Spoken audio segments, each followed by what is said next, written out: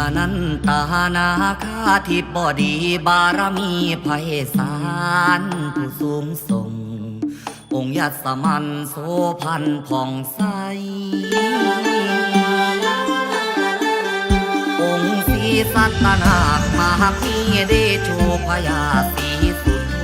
เกียรติระบือกองไกลองค์เพชรพัฒาราชสิริชุมโสพินองค์พญามุจจรินทวินทำนำผัดไทย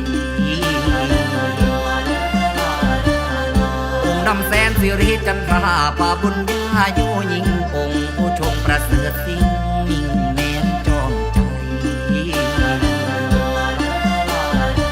องค์ขันตสีเทวาฤทธาคณาลำเก่าพระองค์ทรงธรรมเลิศลำพิสุ